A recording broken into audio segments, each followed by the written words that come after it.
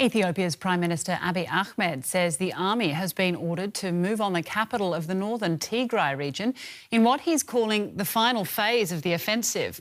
Some 500,000 residents of the capital, Mekelle, have been warned to stay indoors. The move comes just hours after an ultimatum expired for regional leaders to surrender to the central government. The UN is warning it's running low on essential supplies for the nearly 1 million people who've been displaced by the conflict. Our correspondent Mariel Muller reports. We are only 80 kilometers away from the Ethiopian border into the region of Tigray, where heavy fighting still continues.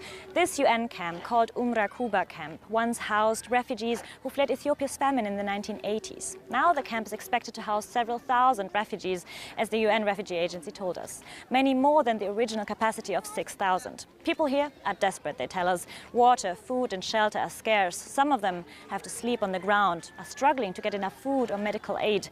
The new refugees crossing the border to Sudan worry aid groups. A representative told us we are unable to respond to a growing influx.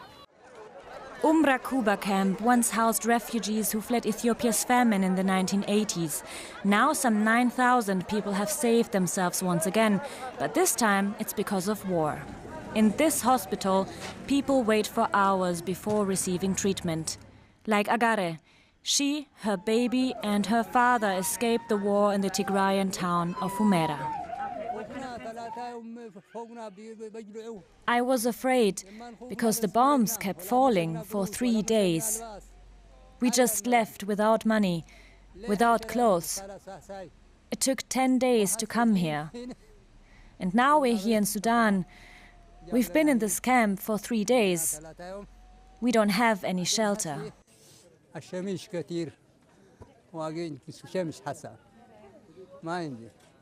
Her father has terminal cancer. Since they got out, he hasn't received his medication. The UN Refugee Agency is bracing for more refugees crossing the border from Ethiopia. People need everything from water, food and shelter.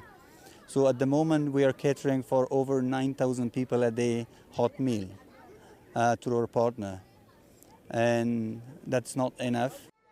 And it's children who are suffering the most. It's estimated that half of the refugees are children. Many of them need medical treatment, like 5-month-old Kal Ab. He's been coughing and has had diarrhea since days. I can't breastfeed him, and here they don't have milk powder and the food the baby needs.